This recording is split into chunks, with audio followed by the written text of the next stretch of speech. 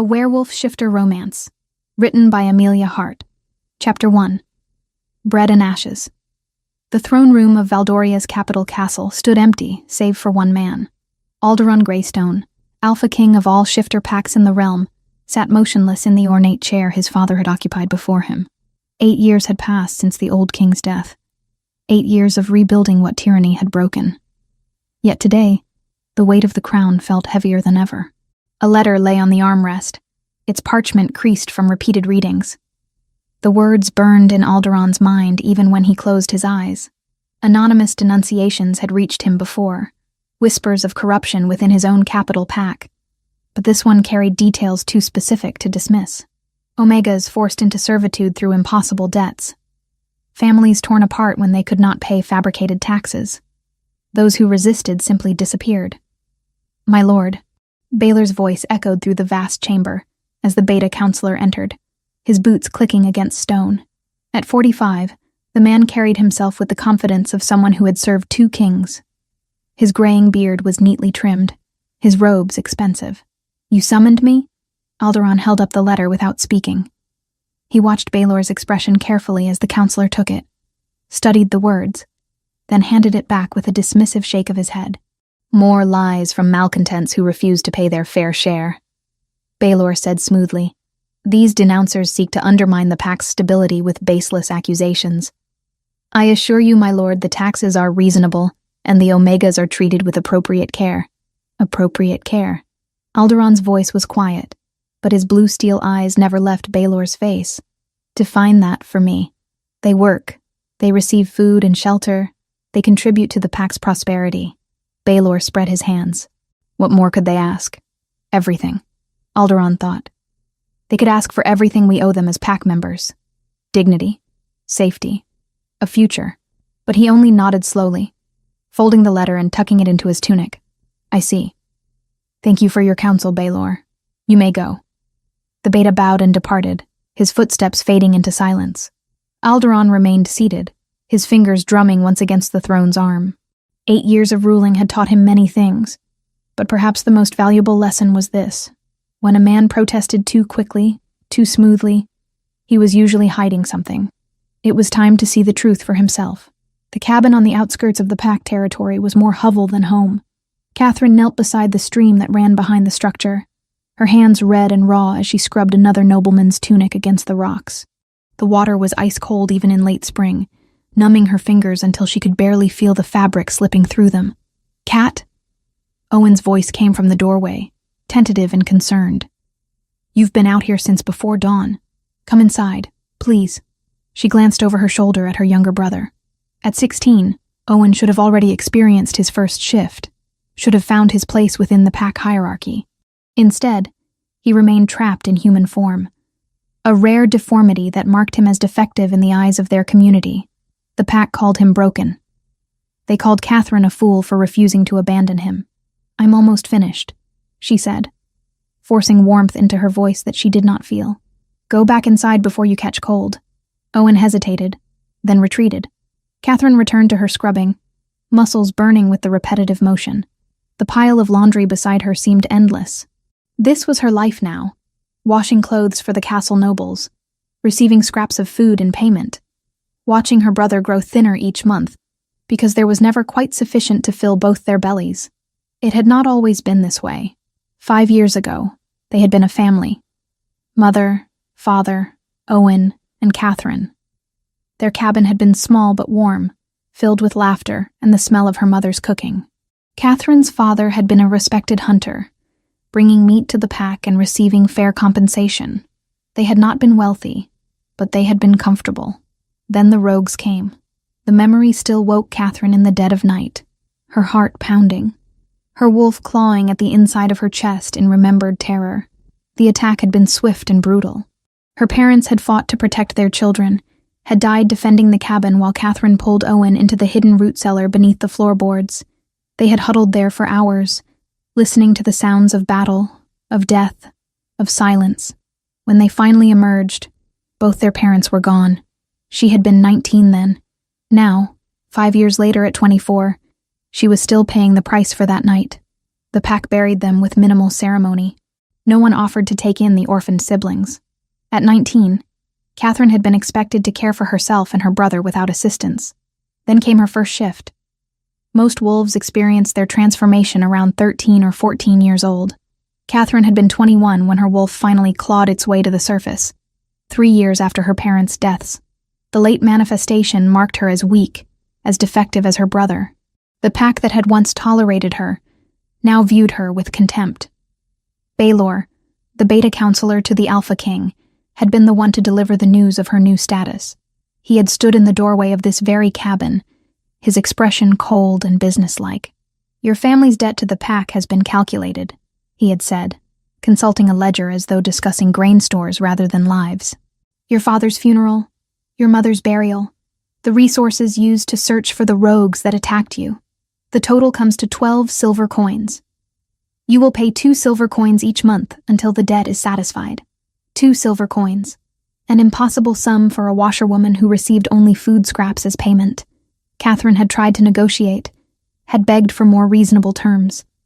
Baylor had been unmoved.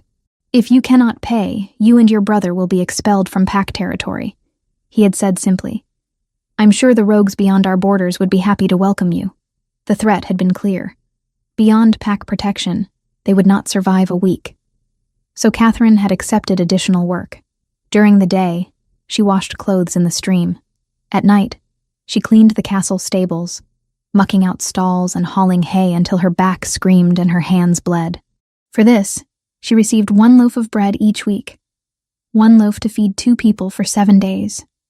She divided it carefully, giving Owen the larger portions and telling him she had eaten at the castle. He believed her because he wanted to believe her, because the alternative was too painful to contemplate. Catherine wrung out the final tunic and added it to the basket. Her hands were shaking with exhaustion, but the sun was already climbing toward midday. If she hurried, she could deliver the laundry and begin her shift in the stables by evening. She carried the heavy basket back to the cabin, where Owen waited with a cup of weak tea made from yesterday's leaves. "You work too hard," he said softly. "Someone has to," Catherine replied, trying to make it sound gentle rather than bitter. She failed. Owen looked down at his hands, guilt written clearly across his young face. "If I could shift, if I could work." "Stop." Catherine set down the basket and gripped his shoulders, forcing him to meet her eyes. "This is not your fault. You are my brother and I will take care of you. That's what family does. But the pack can burn for all I care." The words came out sharper than she intended. Catherine took a breath, steadying herself. Anger was dangerous. Anger could lead to mistakes, and mistakes could cost them everything. "I need to deliver this laundry," she said, releasing Owen and lifting the basket again. "There's half a turnip in the cold box and a bit of cheese. That's yours for today. I'll bring bread tonight. Cat, you need to eat too. I'll eat at the castle." The lie came easily now, worn smooth by repetition. "I promise." She left before he could argue further, making her way along the narrow path that connected their isolated cabin to the pack's main settlement. Other wolves passed her without acknowledgement, their eyes sliding away as though she were invisible. The few who did notice her moved aside quickly, unwilling to be tainted by association. Catherine kept her head down and her steps quick. Invisibility was safer than attention. The castle loomed ahead, all gray stone and towering walls. She entered through the servants' gate, nodding to the guard who did not bother to nod back. The laundry mistress waited in the washing yard, her expression sour as always. "You're late," the older woman snapped, snatching the basket and rifling through its contents. "This work is barely acceptable. The collar on Lord Fenwick's shirt still has a stain." Catherine bit back a response. The stain had been set for weeks before she received the shirt, impossible to remove without damaging the fabric. But arguing would cost her the next batch of work. "I apologize," she said instead, lowering her eyes in submission. "I'll do better." "See that you do." The laundry mistress tossed a small cloth bundle at Catherine's feet. "Here, your payment." Catherine knelt to retrieve it, finding 3 wrinkled turnips and a heel of stale bread, not even close to what they had agreed upon. But complaining was useless. She tucked the food into her apron and hurried away before the woman could reduce her payment further. The rest of the day passed in familiar misery. Catherine scrubbed floors in the castle kitchen, emptied chamber pots, hauled buckets of water from the well. She moved through the tasks mechanically, her mind distant, her body running on memory and desperation. As twilight fell, she made her way to the stables. "About time," the stable master grunted when she appeared. "The stalls won't clean themselves. Get to work." Catherine nodded and retrieved the shovel from its hook. The familiar smell of hay and horse surrounded her as she began the nightly routine. Muck out the stalls, haul the waste to the compost heap, spread fresh straw, fill water troughs, check each horse for injury or illness. Hours blurred together. Her shoulders ached. Her hands, already raw from washing, cracked and bled from gripping the shovel. But she continued, because this was how they survived. This was all she had. Near midnight, the stable master returned. He looked her up and down with obvious disdain, then tossed a small loaf of bread onto the ground near her feet. "Your payment," he said. "Try to show up on time tomorrow." Catherine picked up the bread, cradling it carefully. This would feed Owen for 3 days if she was careful. 4, if she could find wild greens to supplement their meals. "Thank you," she whispered. The stable master had already walked away. Catherine tucked the bread into her apron alongside the turnips and heel from the laundry mistress. Together, it was barely sufficient to keep one person alive, let alone 2. But it was what they had. She stepped out of the stables into the cool night air, exhaustion weighing on her like a physical burden. The walk back to the cabin seemed impossibly long. Her feet dragged with each step. Tomorrow, she would do this all again, and the day after that. And the day after that, until either the debt was paid or she collapsed from the effort. Catherine allowed herself one moment of weakness, standing alone in the darkness outside the stable walls. One moment to acknowledge the despair that lived in her chest like a stone, to feel the weight of her brother's dependence and the pack's contempt, and the impossible, grinding poverty that consumed every waking hour. Then she straightened her shoulders, adjusted the food in her apron, and began the long walk home.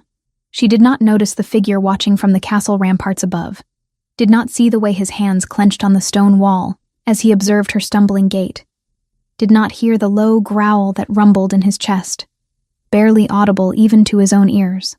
Alderaan Greystone, Alpha King, had seen all he needed to see. Tomorrow, he would return as someone else entirely. Chapter 2. The Beggar's Test.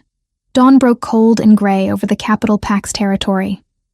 Alderaan stood at the edge of the market square, his appearance transformed beyond recognition. Dirt smeared his face and tangled his black hair. His finest clothes had been replaced with tattered rags that hung loose on his frame, deliberately chosen to disguise his muscular build.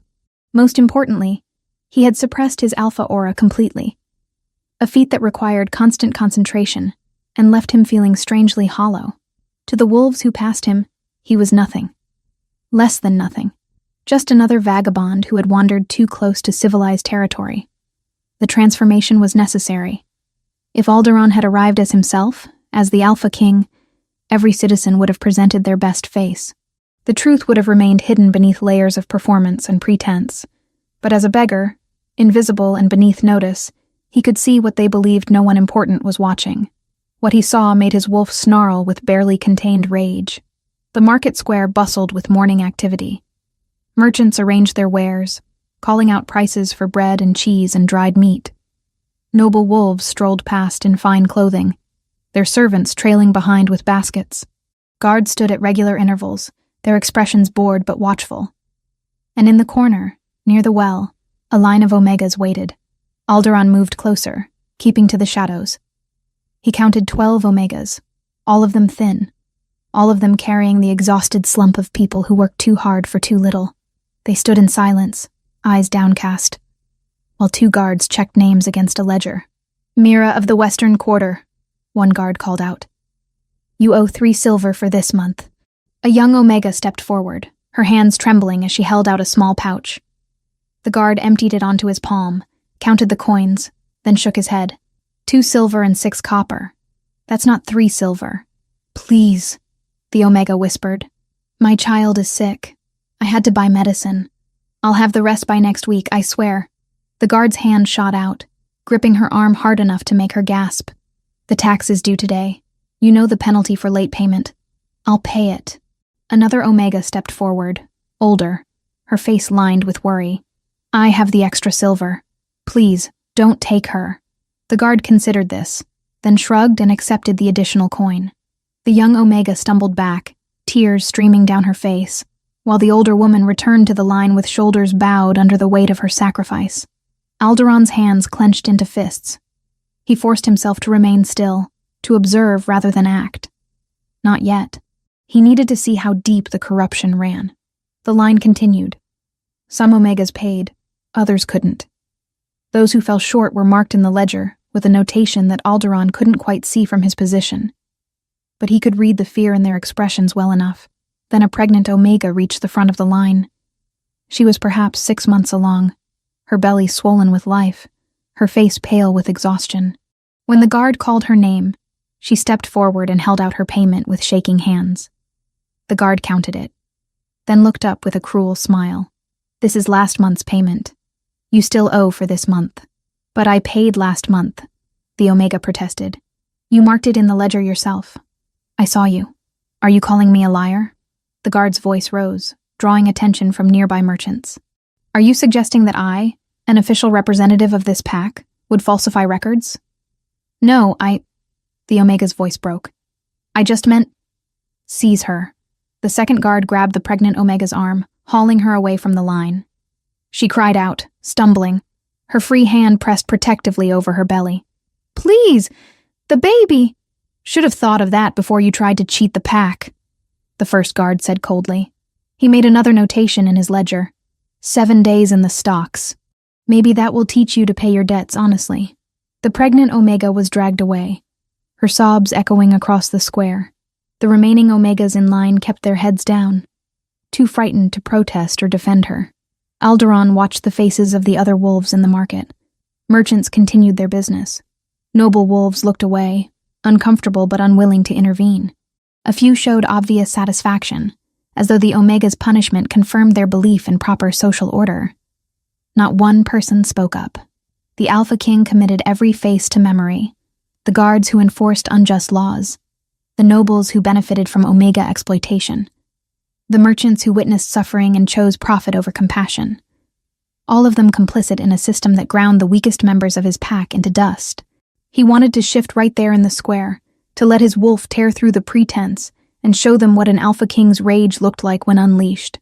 Instead, he shuffled closer to a fruit vendor's stall, playing the part of a beggar hoping for scraps. The vendor saw him and spat. Get away from here. You're driving off my customers. Alderon shambled backward, affecting confusion. Another merchant threw a rock that struck his shoulder, not hard enough to truly hurt, but painful in its contempt. Filthy vagrant, someone muttered. He spent the rest of the day wandering the pack's streets, testing the boundaries of their cruelty. Not a single person offered help. Instead, they kicked at him when he sat too close to their shops, cursed him when his presence offended their sensibilities, threw garbage at him for sport. By the time evening approached, Alderon's understanding was complete. The corruption ran deeper than taxes and falsified ledgers. It had infected the pack's very soul, creating a hierarchy where strength meant everything and weakness deserved only scorn. As darkness fell, he made his way toward the castle stables. His body was genuinely weary now, the day's humiliations combining with the strain of suppressing his alpha nature. He had eaten nothing, drunk nothing, maintaining the guise of a starving beggar with uncomfortable authenticity. The stable wall provided shelter from the wind. Alderon settled against it, letting his eyes drift closed. He wasn't truly unconscious, merely conserving energy. But to anyone passing he would appear to have collapsed from exhaustion. Time passed. The castle grew quiet as servants finished their duties and retired for the night. Alderon's wolf stirred restlessly, unhappy with the vulnerability of their position, but trusting his human half's plan. Then he heard footsteps. Light, quick, but heavy with exhaustion. Someone approaching from the direction of the stables. Alderon kept his breathing slow and even, his body slack against the wall.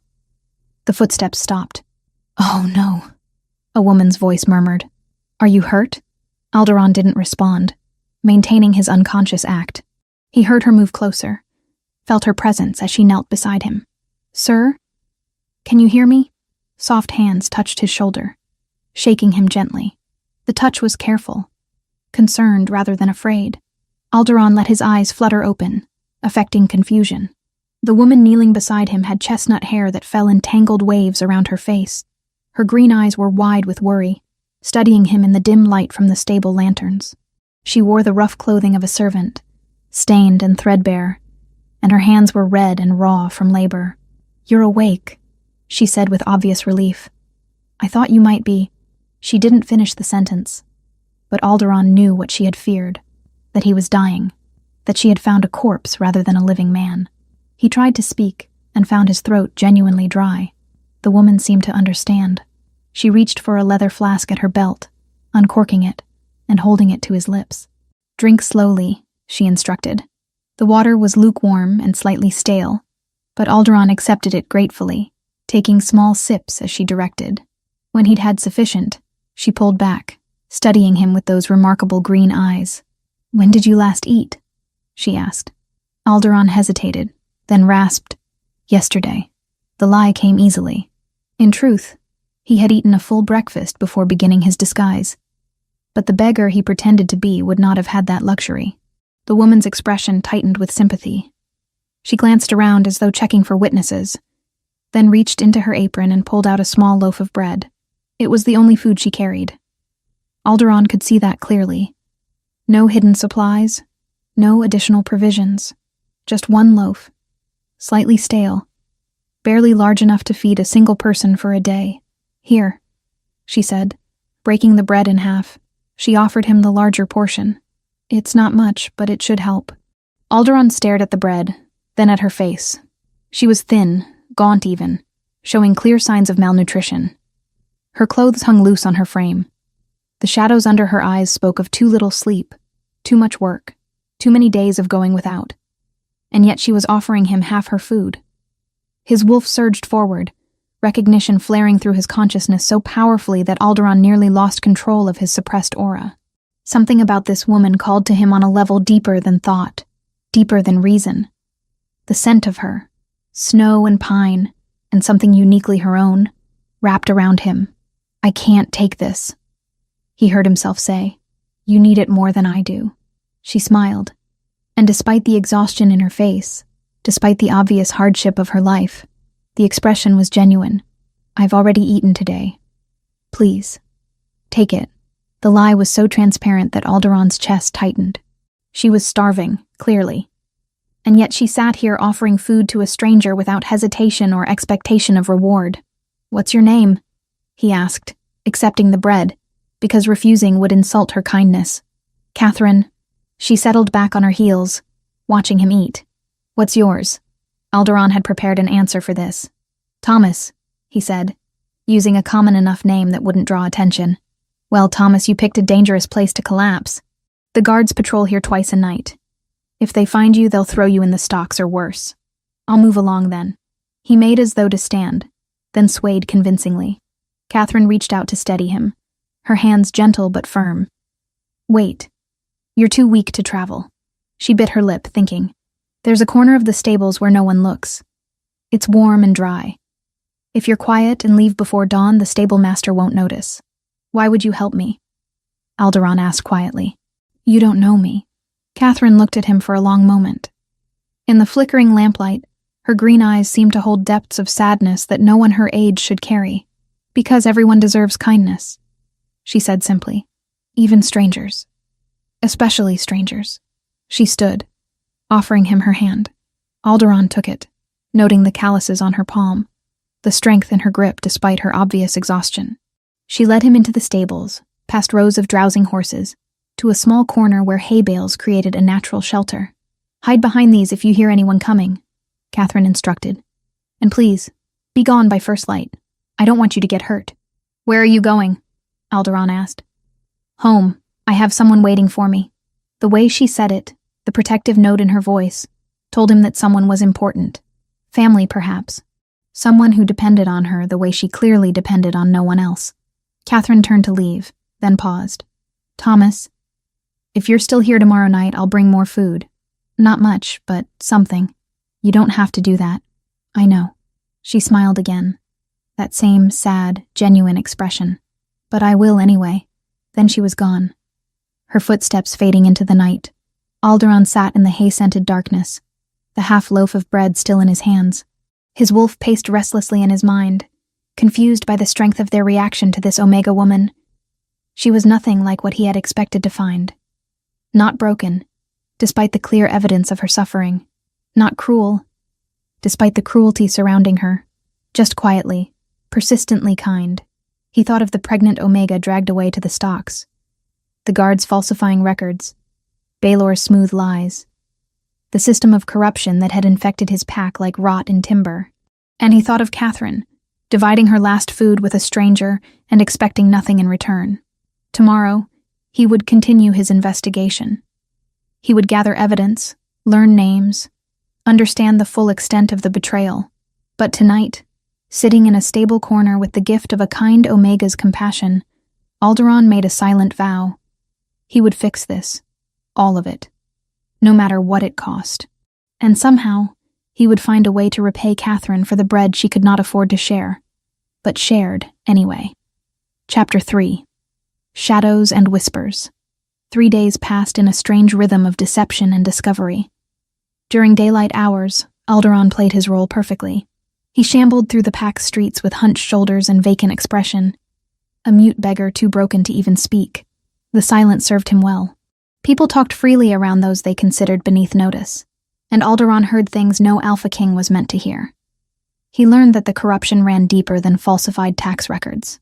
On the first day, he followed a group of guards to a warehouse near the docks. Through a broken slat in the wooden wall, he watched them divide silver coins into 3 piles. 2 guards took 1 pile each. The third, largest pile was placed in a locked chest marked with Baelor's personal seal. "How many Omegas this month?" one guard asked. 15 signed servitude contracts, another replied. 3 more disappeared before they could be processed. Probably ran. Baelor wants them found. Can't have Omegas thinking they can escape their debts. They won't get far. Rogues will take care of them if the wilderness doesn't. The guards laughed, casual and cruel, as though discussing the weather rather than lives destroyed. Alderon memorized their faces. When this was over, when he revealed himself, these men would answer for every Omega they had broken. On the second day, he witnessed a young Omega woman dragged from her home. She clutched a small child to her chest, screaming that she had paid, that the ledger was wrong, that she had witnesses. The guards didn't care. They tore the child from her arms, gave it to a neighbor, and hauled the woman away while her baby wailed. Alderon's hands shook with the effort of maintaining his disguise. His wolf raged inside, demanding he shift, demanding he tear apart anyone who would separate a mother from her child. But revealing himself now would only alert Baelor. The counselor would destroy evidence, silence witnesses, and the corruption would continue under a more careful guise. So Alderon waited, watched, remembered, but the nights were different. Each evening, as darkness fell and the castle grew quiet, Catherine came to the stables. She always carried food. Never much, just scraps she had saved from her own meager portions. Stale bread, wrinkled vegetables. Once, a small piece of cheese that she divided carefully, giving him the larger half. They talked in whispers, careful not to draw attention. "You're still here," Catherine said on the first night, settling beside him in the hay with obvious exhaustion. "You told me I could stay," Alderon replied, maintaining the hoarse voice of a man unused to speaking. "I wasn't sure you would." She handed him a turnip and half a carrot. "Most people leave before dawn. They don't want to risk the stable master's temper. I have nowhere else to go." It wasn't entirely a lie. As Thomas the beggar, he truly had no other shelter. Catherine accepted this with a solemn nod, as though she understood homelessness in a way most people never would. "What's your story?" she asked quietly. "If you want to tell it, I mean. You don't have to." Alderon had prepared a background for his character. "I'm from the Eastern Territories. Had a small farm once. Drought took the crops 3 years running. Couldn't pay the landlord. Lost everything. I'm sorry." Catherine's voice held genuine sympathy. "It's not fair, is it? How easy it is to lose everything and how hard to build it back." "No," Alderon agreed. "It's not fair." They sat in companionable silence for a while. Then Catherine spoke again, her voice softer now, almost dreamlike. "I have a brother, Owen. He's 16. She paused, as though deciding whether to continue. He was born without a wolf. Some shifters are, sometimes. Just one of those things that happens. Alderaan knew this, of course. Genetic anomalies occurred in perhaps 1 out of every 500 births. Most packs cared for these individuals, recognizing that their inability to shift didn't diminish their worth. But some packs, particularly those where corruption had rotted the leadership, saw them as burdens. The pack treats him as defective, Catherine continued. They won't let him work, won't train him in any trade, say that feeding him is a waste of resources. Her hands clenched in her lap. But he's smart. So smart. He taught himself to read from old books we found.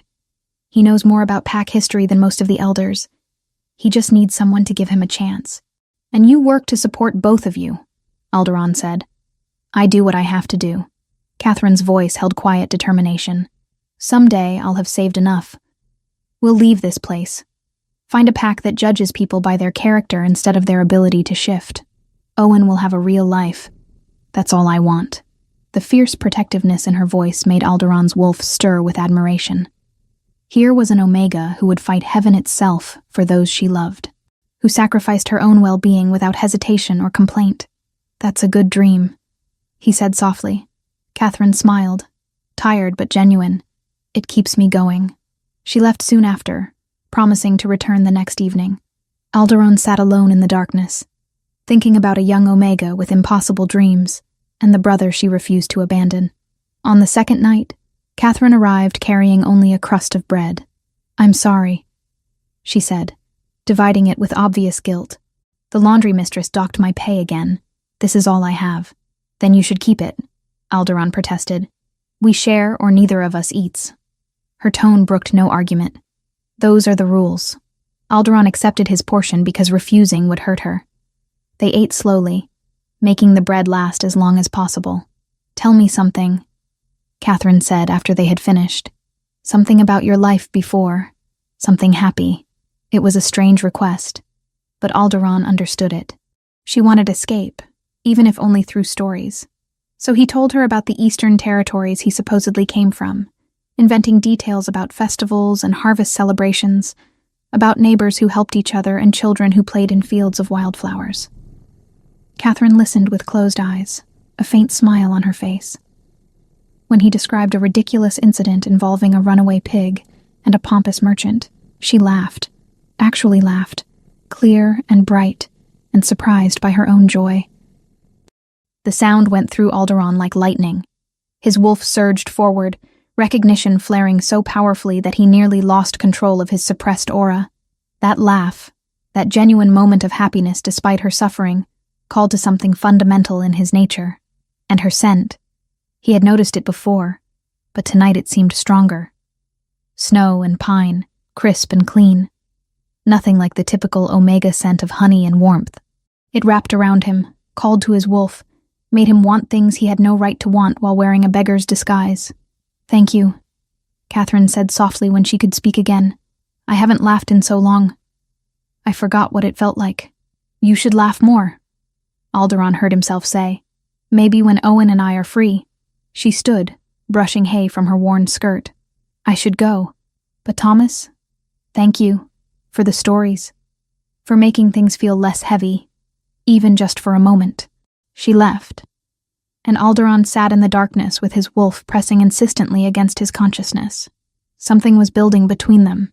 Something his wolf recognized even if Alderaan himself didn't fully understand it yet. The third day shattered any pretense of normalcy. Alderaan had spent the morning observing a meeting between Baelor and several pack elders. They discussed expanding the debt servitude program to include not just Omegas, but any shifter deemed economically unproductive. The casual way they planned to enslave their own people made Alderaan's blood boil. But what happened in the afternoon was worse. He had positioned himself near the castle kitchen, pretending to search for scraps in the waste pile. Through the open door, he could see servants moving about their duties. Catherine was there, scrubbing a large cauldron, her arms deep in soapy water. Then Baelor entered.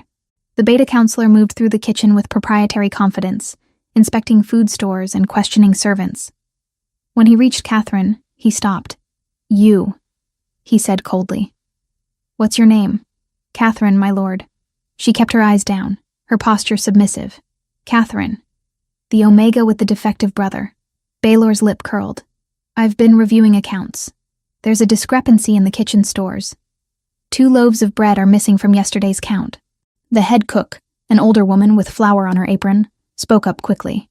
My lord, I may have miscounted. Silence. Baylor's command cut through the room. I'm addressing the Omega. Catherine's face had gone pale. My lord, I haven't taken anything. I swear it. Guards found breadcrumbs in the servants' quarters, in the area where you sleep. Baylor pulled a small cloth from his robes, letting it fall open to reveal crumbs. Do you deny this evidence? It was a setup. Alderaan could see that clearly. The crumbs were probably from Catherine's own meager rations, or planted by someone following Baylor's orders. But in a pack where Omegas had no rights and no voice, evidence didn't matter. Catherine's voice shook. I didn't steal anything, my lord. Please. Those crumbs are from the bread I earned washing clothes. The laundry mistress can confirm. The laundry mistress reports that you've been taking food, meant for the pack's working members, and giving it to vagrants. Baylor's voice rose, carrying to every corner of the kitchen. You steal from those who contribute to pack prosperity, to feed worthless beggars who produce nothing. Catherine's eyes widened with realization and horror. Someone had seen her feeding Thomas. Someone had reported it to Baylor. My lord, I only gave away food that was mine to give. I earned it through my work. Your work barely covers your own keep, let alone feeding strays. Baylor stepped closer, looming over her. You're a drain on pack resources, Omega. You and your broken brother both. The only reason you're tolerated at all is because you're marginally useful as cheap labor. Catherine sank to her knees, and Alderaan saw her hands trembling. Please, my lord. I'll work harder. I'll take on more duties. Just don't. Your monthly debt payment is hereby doubled, Baylor announced. 4 silver coins per month starting immediately. If you cannot pay, you and your brother will be expelled from pack territory within 3 days. 4 silver coins. An impossible sum. Catherine made perhaps 2 copper coins a week if she was lucky. Even working herself to death, she couldn't earn 4 silver in a month.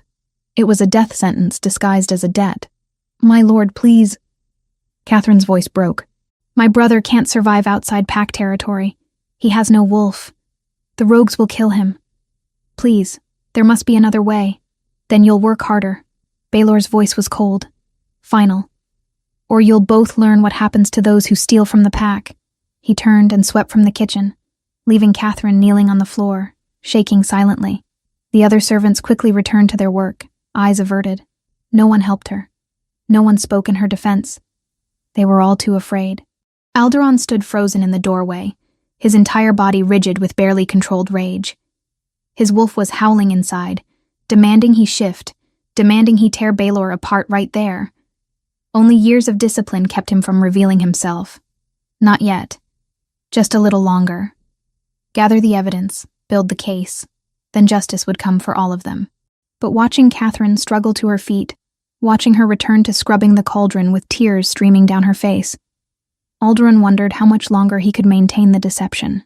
That night, Catherine came to the stables late, long after her usual time. Alderaan heard her footsteps, heard the way she tried to muffle her sobs.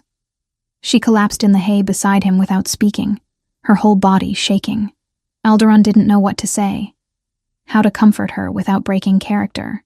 So he did the only thing he could think of. He shifted closer, offering his presence as shelter. Catherine turned into him instinctively, pressing her face against his ragged shirt, crying silently as though even her grief had to be contained. Her hands clutched at the fabric, holding on as though he were the only stable thing in a world that had turned completely cruel. I don't know what to do, she whispered finally. I can't earn 4 silver in 3 days. I can't even earn it in 3 months. But if we leave, Owen will die. He can't defend himself. The rogues will tear him apart. Alderaan wrapped one arm carefully around her shoulders. We'll find a way, he said. The words inadequate, but all he could offer. There is no way. Her voice was hollow. This is how it ends. I've always known it would end like this. I just hoped we'd have more time. She cried until she had no tears left, until exhaustion claimed her completely. Her breathing gradually slowed and deepened, her body going slack against his. Alderaan held her as she slept, feeling her heartbeat against his chest, breathing in that unique scent of snow and pine that marked her as different from every other Omega he had ever known. His wolf pressed forward, protective and possessive in equal measure. "Mine," it whispered. "Ours to protect, ours to keep safe." Tomorrow, Alderaan would end this charade. Tomorrow, he would reveal himself and bring justice down on Baelor and every corrupt guard and elder who had participated in this systematic cruelty.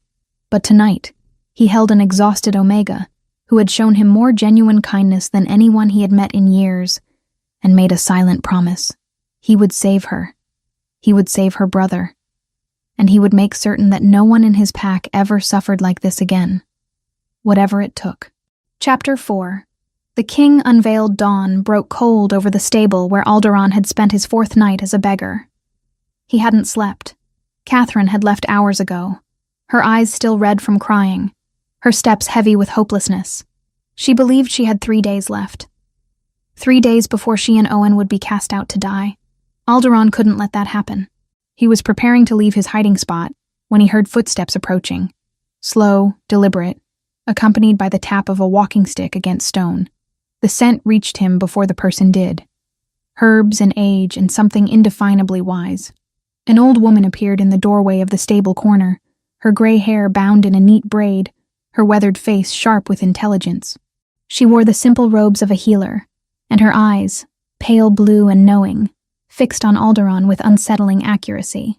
"You can stop pretending now, my lord," she said quietly. "There's no one here but us." Alderaan went very still. His hand moved instinctively toward the concealed blade at his belt, but the woman made no threatening moves. She simply stood there, waiting. "I don't know what you mean," he said, maintaining the hoarse voice of Thomas the beggar. The old woman smiled, sad and knowing. "I'm Meredith. I've been pack healer for 43 years.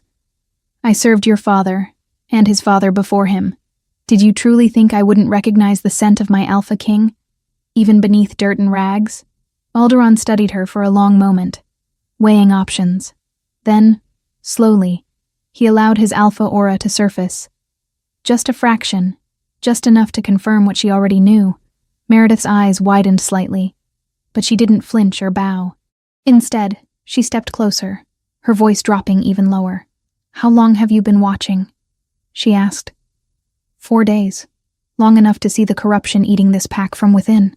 Alderaan stood, brushing hay from his ragged clothes. "Tell me, Meredith, how long has Baelor been stealing from Omegas?" "Years. Since before your father died." Meredith's expression darkened. It started small. A copper coin here, an extra tax there.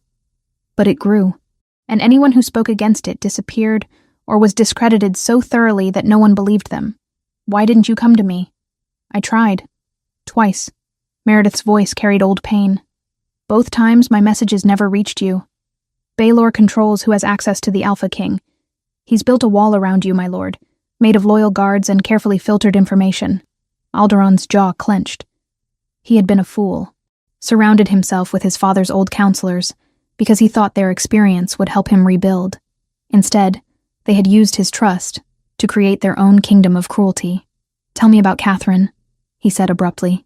Meredith's expression shifted to something gentler. "Ah, the Omega who's been feeding you. She told me about her brother, about their parents dying 5 years ago, about the debt Baelor claims they owe." Alderaan paused. "But there's something else. Something about her scent. It's different from other Omegas. That's because she's not ordinary." Meredith moved to sit on a hay bale, her old bones creaking. "Catherine descends from the Silvermane line. Ancient royal blood that was thought lost 3 generations ago when the family was killed in the territory wars." Alderaan's breath caught. The Silvermane line. He knew the stories, powerful Omegas who could command other wolves, who served as advisors and strategists to Alpha Kings. They had been hunted to extinction by rival packs who feared their influence. "That's why her shift came late," Meredith continued. "Royal Omega bloodlines manifest differently. Slower, but stronger. If Catherine were properly trained, if she understood what she was, she would be extraordinarily powerful. She could stand as Luna Queen and command respect from every pack in the realm. But Baelor knows this. Oh yes, he's kept her weak deliberately, overworked, underfed, isolated. He makes sure she has no time or energy to develop her abilities. And threatening her brother keeps her compliant. Meredith's eyes hardened. Catherine would be dangerous to his plans. A royal Omega at the Alpha King's side would have the authority to investigate pack finances, to question his decisions. So he grinds her down, keeps her desperate and invisible. Alderaan's wolf surged forward, protective instincts roaring. And the increased debt? 4 silver coins? A death sentence. He wants her gone before you have a chance to notice her. Meredith met his gaze steadily. Though I suspect it's too late for that, isn't it, my lord? You've noticed her already. Alderaan didn't answer. He didn't need to. His wolf's reaction to Catherine had been impossible to hide from someone as observant as Meredith. What are you going to do? The old healer asked. End this. Alderaan's voice carried the weight of command. Today, I need you to keep silent for a few more hours. Can you do that? Meredith smiled. I've kept silent for years, my lord. A few more hours won't matter. She left, and Alderaan began stripping away his disguise. The dirt, the rags, the carefully maintained posture of defeat. Beneath it all, the Alpha King emerged. By the time he strode from the stables, every inch of him radiated power. The great hall of the capital castle could hold 500 wolves when fully packed. Today, it held nearly that many. Guards had gone through the territory at Alderaan's command, delivered in his true voice with all his alpha authority behind it. Convene an emergency pack meeting. Every adult shifter. The throne room, noon, no exceptions. Confusion rippled through the assembled crowd. Baelor stood near the front, his expression carefully neutral.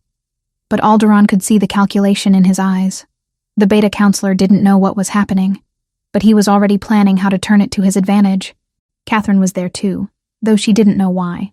She'd been pulled from her washing duties by a guard who'd simply told her that attendance was mandatory. She stood near the back of the hall, head down, trying to make herself invisible among the crowd. Alderaan took his place on the throne, finally clean, finally dressed in the deep blue robes of his station.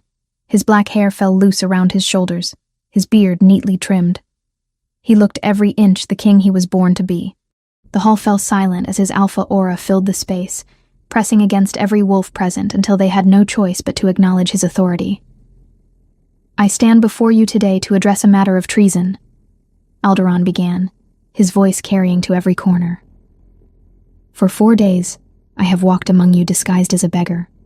For 4 days, I have witnessed corruption so deep, so pervasive, that it threatens the very foundation of our pack. Shocked murmurs erupted. Baelor's expression flickered, just for a moment, before settling back into careful neutrality. Baelor, Beta Counselor, step forward. Baelor moved with confidence, bowing respectfully. My lord, I don't understand. What corruption do you speak of?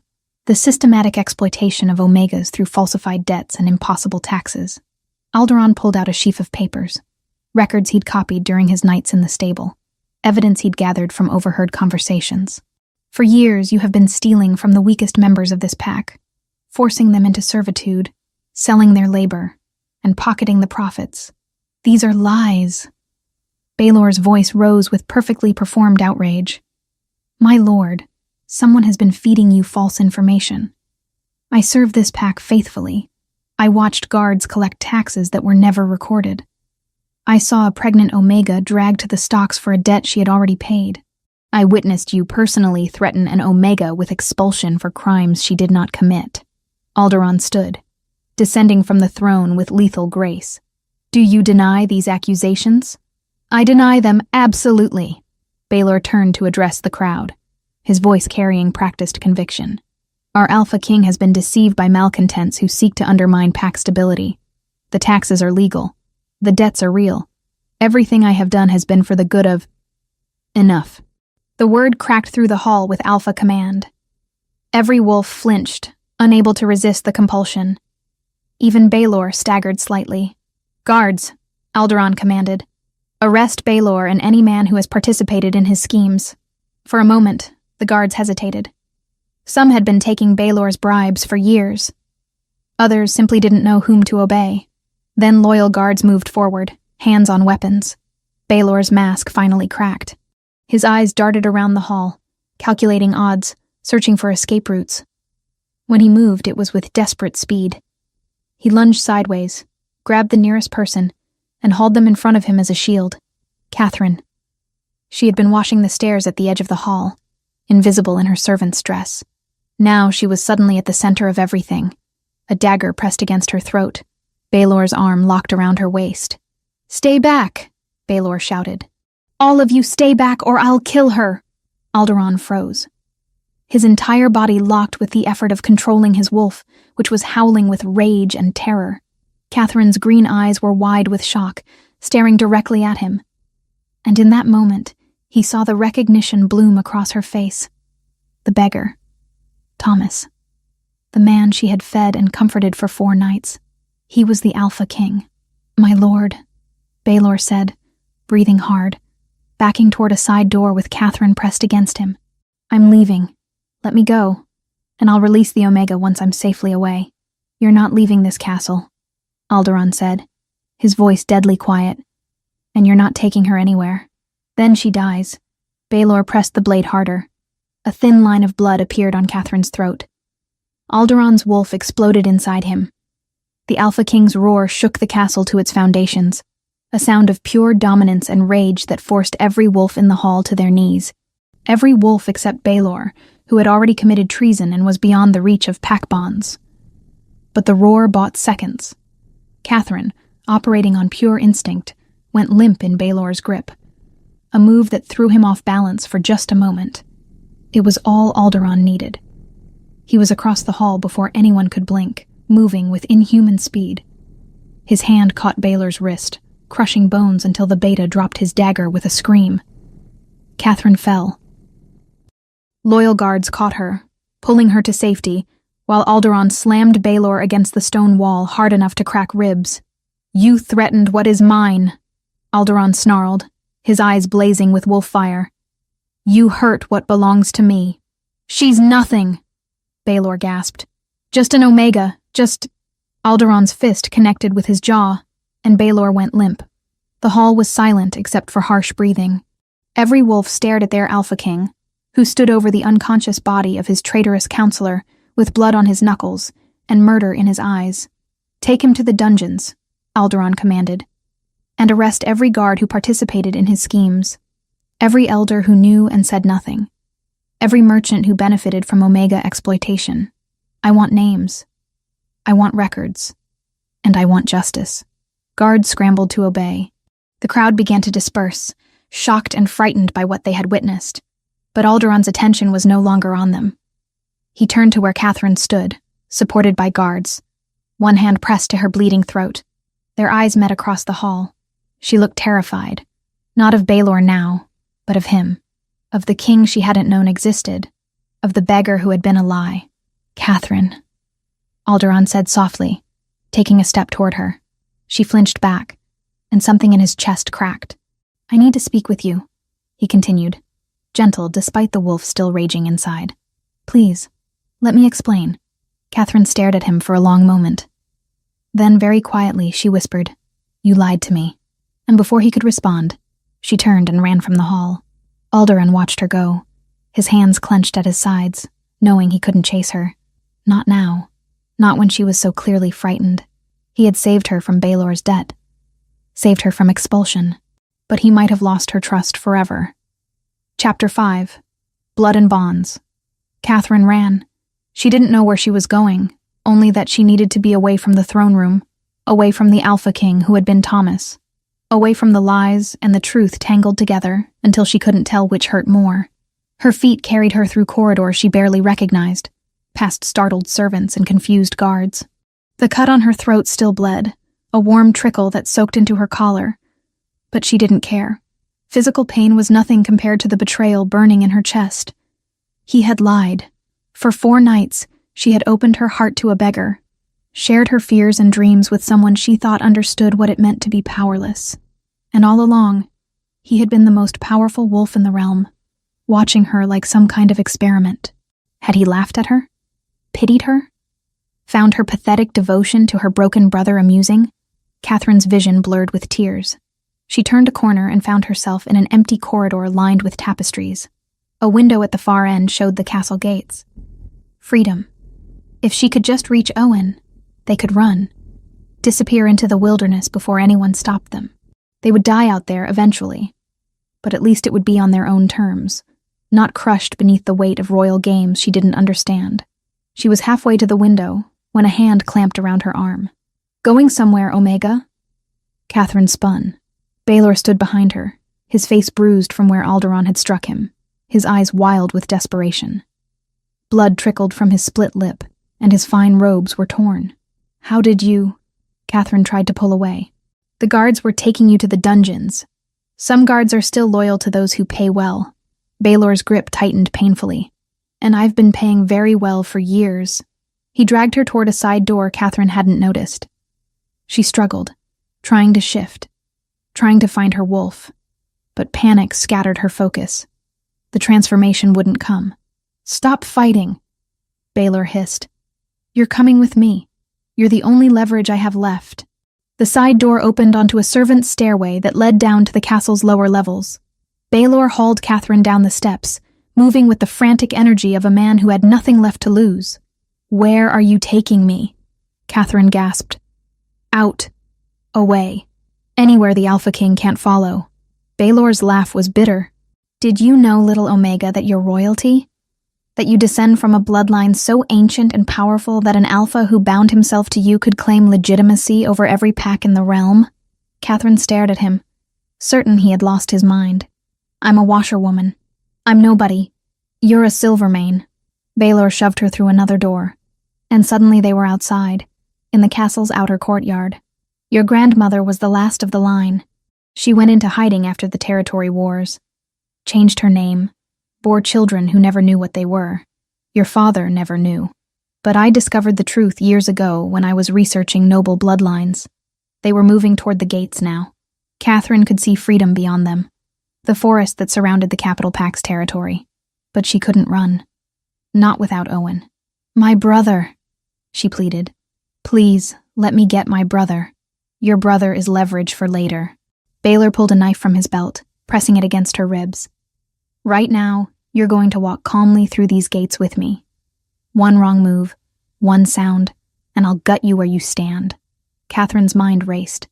She had to do something, had to fight. But what? She was weak, untrained, barely able to shift even when calm. Against Baelor's experience and desperation, she had no chance. They were 10 steps from the gate when she heard it. A howl that shook the very air, so full of rage and dominance that every wolf in hearing distance would feel it in their bones.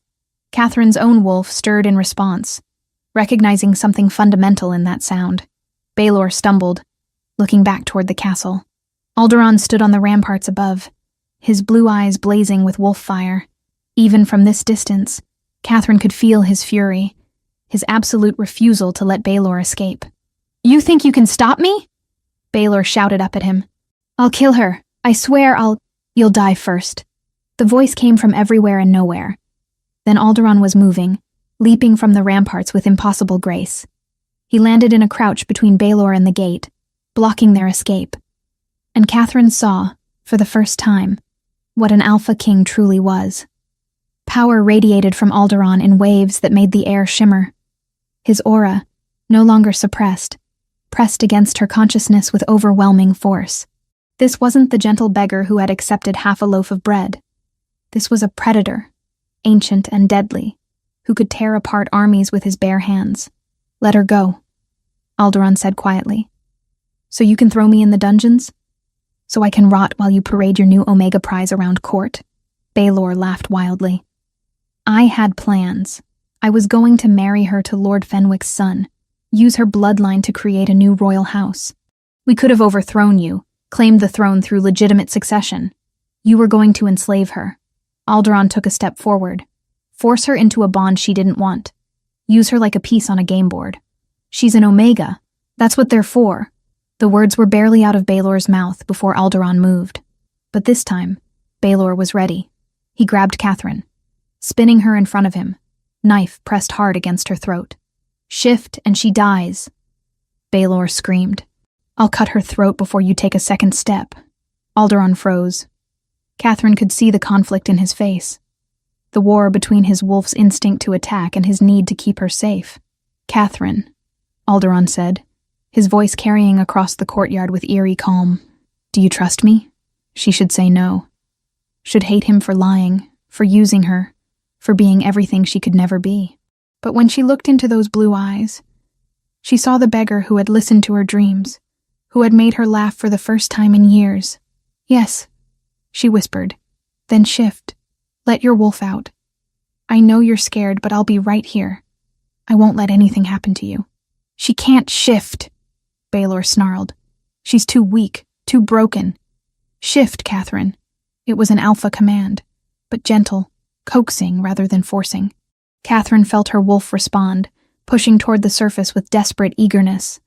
It had been suppressed for so long, locked away by fear and exhaustion and the constant grind of survival. Now, it wanted out. The transformation began, and it was agony. Catherine had only shifted once fully, and that had been years ago.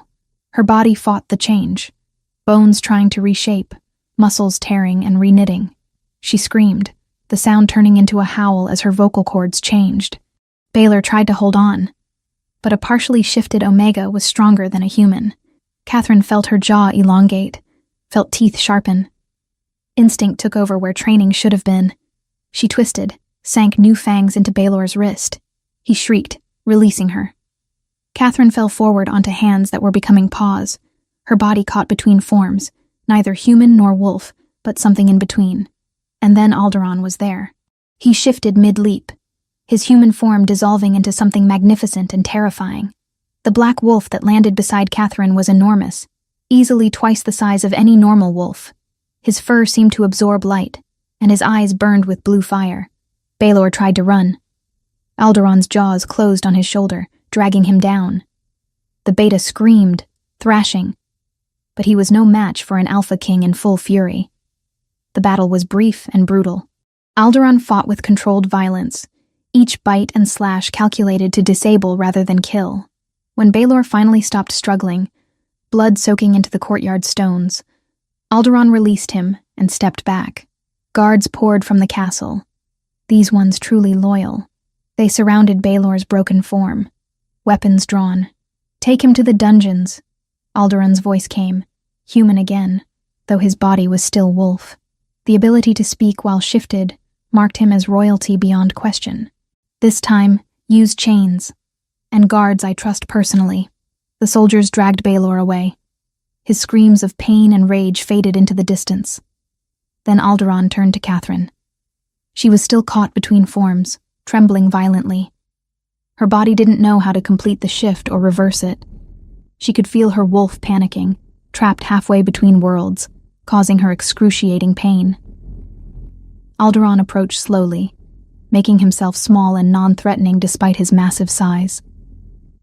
He pressed his muzzle against her half-formed face, breathing softly, projecting calm with every fiber of his being. Catherine whimpered, fear and pain overwhelming her. I've got you. Alderaan's voice rumbled through the bond that was forming between them. The mate bond she hadn't known existed. You're safe now. Let go. Let your wolf retreat. I'll catch you when you fall. She didn't know how to do what he asked, but his presence helped, his alpha authority guiding her stumbling instincts. Slowly, painfully, her body began to shift back. Fur receded, bones reformed, until she collapsed in human form on the cold stone. Alderaan shifted back as well, shedding his wolf in one smooth motion. He caught Catherine before she hit the ground, cradling her against his chest. She was shaking, exhausted beyond measure, her mind spinning with shock and pain, and the lingering terror of almost dying. Owen, she managed to gasp. My brother is safe. I sent guards to bring him here the moment Baelor escaped. Alderaan's voice was gentle, so different from the commanding roar he'd used before. He's probably in the castle already, worried sick about you. You lied to me. The words came out weak, but they had to be said. I did. Alderaan didn't try to deny it. I'm sorry, Catherine. I needed to see the truth of what was happening in my pack. and no one shows their true face to a king. But what I felt for you, the conversations we had, none of that was a lie. Catherine wanted to be angry, wanted to rage at him, but exhaustion dragged at her, and his arms felt so safe, and she was so very tired of being afraid. "What happens now?" she whispered. "Now we get that cut on your throat treated. Then you rest. And when you're ready, we talk about what Baelor said, about your bloodline, about what you are." Alderaan stood, lifting her easily. "But all of that can wait. Right now, you need to heal." The pack had gathered in the courtyard, watching their Alpha King carry an Omega toward the castle. Catherine saw their faces. Shock, confusion, speculation. Tomorrow she would worry about what they thought. Tomorrow she would deal with the implications of royal blood and mate bonds, and all the impossible things that had happened today. But tonight, held secure in the arms of a king who had once been a beggar, she allowed herself to simply surrender to exhaustion. Alderaan carried her through the castle halls, issuing quiet orders to servants as they passed. A healer, hot water, clean clothes, food.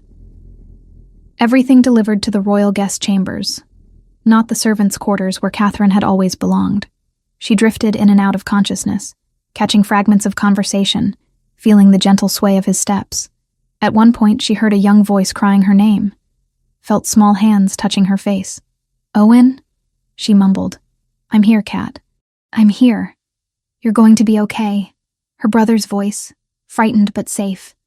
That was all that mattered. Later, minutes or hours she couldn't tell, Catherine woke to find herself in a bed softer than anything she'd ever touched. Bandages covered her throat. The room was warm, lit by a crackling fire. Alderaan sat in a chair beside the bed, watching her with those intense blue eyes. He'd changed clothes, cleaned the blood from his skin, but worry still etched lines around his mouth. "How do you feel?" he asked quietly. "Like I was torn apart and put back together wrong." Catherine's voice was hoarse. "But alive. That's a start." Alderaan leaned forward, elbows on his knees. "Catherine, we need to talk. About your bloodline, about what it means. But if you're too tired, tell me." She needed to understand. Needed to know what Baelor had seen in her that was worth stealing, worth killing for. So Alderaan told her. About the Silvermanes, the royal Omegas who had once advised kings. About the power in her blood that would manifest as she grew stronger. About the mate bond that was beginning to form between them. Drawn by that ancient bloodline recognizing its complement in an Alpha King. And Catherine listened, her world expanding and shattering and reforming with every word, until finally sleep claimed her again.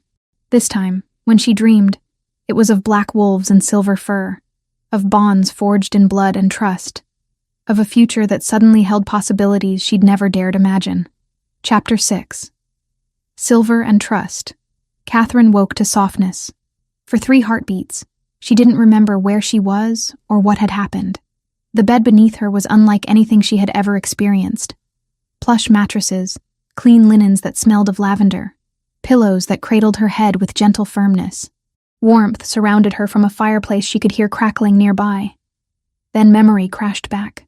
Baelor's knife, the forced shift. Alderaan's wolf, massive and terrifying. The mate bond thrumming between them even as her world fell apart. She opened her eyes to find herself in a chamber larger than the entire cabin she'd shared with Owen. Tapestries covered stone walls, depicting scenes of wolf hunts and full moons. Sunlight streamed through tall windows, suggesting it was late afternoon. How long had she been unconscious? "You're awake." The voice came from beside the bed. Catherine turned her head to find Meredith sitting in a chair, her weathered hands busy with needlework. The old healer set aside her embroidery and leaned forward, studying Catherine with those sharp blue eyes. "How do you feel?" Meredith asked. Confused. Catherine's throat was dry, her voice rough. "How long have I been sleeping?" 3 days. Your body needed time to recover from the forced shift. That kind of transformation, when you're untrained, takes a tremendous toll. Meredith poured water from a pitcher into a cup, helping Catherine sit up enough to drink. "You're in the royal guest chambers. The Alpha King's orders." The water helped clear some of the fog from Catherine's mind. She became aware of bandages around her throat, the lingering ache in muscles she hadn't known she possessed, and a strange new awareness humming at the edge of her consciousness. "What is that?" she whispered, pressing a hand to her chest where the sensation seemed strongest. "That feeling, like something's pulling at me." "The mate bond." Meredith settled back in her chair. "It's begun to form between you and the Alpha King. Not complete yet, not until you both accept it fully, but strong enough that you can sense each other now." Catherine's hand fell away as though burned. "No, that's not possible. I'm nobody. I'm just... You're a Silvermane." Meredith's voice was gentle, but firm. "And before you tell me that's impossible too, let me explain what Baelor knew, and you didn't." Over the next hour, Meredith told Catherine everything. About the ancient bloodline that ran through her veins, passed down from a grandmother who had fled the territory wars and hidden among common wolves. About the unique abilities that Royal Omegas possessed, the capacity to command lesser wolves, to sense truth from lies, to strengthen the bonds that held packs together. About why her shift had come late, why her scent was different, why Baelor had worked so hard to keep her weak and ignorant. "Your power threatens people like Baelor," Meredith explained. "A true Royal Omega, properly trained and bonded to an Alpha King, would have the authority to question his decisions, to investigate his corruption. He couldn't allow that." Catherine listened with growing horror and disbelief. "This is madness. You're telling me I'm some kind of lost princess, that I have powers I've never shown any sign of possessing? You've shown the signs. You simply didn't recognize them." Meredith stood, moving to the window. "Tell me, Catherine, how many times have you known, without being told, when someone was lying to you? How often have you sensed danger before it arrived? When you spoke to the horses in the stable, didn't they calm under your voice in ways they didn't for others?" Catherine opened her mouth to deny it, then stopped, because it was true. She had always known when Baelor was lying, had felt it in her bones even when his words sounded convincing. She had sensed the pregnant Omega's terror in the market square before anyone spoke, and the horses in the stable had always quieted when she approached, even the most skittish ones. She had thought these were just coincidences, the product of careful observation. But what if they weren't? "Even if this is true," Catherine said slowly, "even if I am what you say I am, that doesn't mean I want it. I don't want to be anyone's mate. I don't want power or responsibility or any of this." "I understand." Meredith's expression was sympathetic. "But want it or not, the bond is forming. You can reject it, of course. No one can force you to accept a mate you don't choose. But that choice should be made with full knowledge of what you're refusing." Before Catherine could respond, there was a knock at the door. "Enter," Meredith called. The door opened to reveal Alderaan. He had changed from the blood-stained clothes Catherine remembered, now wearing simple dark trousers and a loose white shirt. His black hair was damp, as though he'd recently bathed, and his blue eyes were cautious as they met hers. "I'll give you privacy," Meredith said, gathering her needlework and leaving with a knowing smile. The door closed behind her, and Catherine was alone with the Alpha King. Alderaan didn't approach the bed. Instead, he remained near the door, hands clasped behind his back, maintaining a careful distance that Catherine found both respectful and somehow sad. "How are you feeling?" he asked quietly. "Everyone keeps asking me that." Catherine pulled the blankets higher, suddenly aware of how vulnerable she was in the borrowed nightgown. "I'm alive. That's more than I expected 3 days ago. Catherine, I need to apologize. For the deception. For not revealing myself sooner. For putting you in danger. You saved my life." The words came out sharper than intended. "Baelor would have killed me if you hadn't intervened. So I'm grateful for that. But I still don't understand why you lied. Why you didn't just come to the pack as yourself and investigate properly." Alderaan moved to sit in the chair Meredith had vacated, still maintaining that careful distance. "Because kings don't see the truth. People hide their worst behavior when authority is watching. I needed to see what my pack had become when they thought no one important was looking. And what did you see? Cruelty. Corruption. A system designed to crush anyone who couldn't fight back." His hands clenched on his knees. "I saw you working yourself to death for scraps. I saw your kindness treated as weakness, and I saw that I had failed you, failed all the Omegas in this pack, by trusting the wrong people." Catherine studied his face, seeing genuine regret in the lines around his eyes. What happens now? To me? To Owen? That's your choice. Alderaan leaned forward, meeting her gaze directly. You're free, Catherine. Truly free. All debts Baelor claimed you owed are void. You and Owen can leave if you wish. I'll provide silver enough to start a new life wherever you choose. Or you can stay here, in the castle, while you decide what you want. Why would you do that? Suspicion crept into her voice, years of abuse teaching her that nothing came without a price. What do you get out of it? Nothing. This isn't a negotiation or a manipulation. It's an apology. Alderaan's voice was steady, sincere. You suffered because I didn't protect you. This is the least I can do to make that right. Catherine wanted to believe him. Wanted to see the gentle beggar who had accepted half a loaf of bread and made her laugh in a stable. But trust, once broken, was difficult to rebuild. I need time, she said finally. Time to think. To understand what all this means. The bloodline, the bond, everything. Take all the time you need. Alderaan stood, preparing to leave. Meredith will help you with whatever you require. Your brother is in the adjoining chamber, by the way. He's been worried sick about you. Owen is here? Catherine sat up straighter.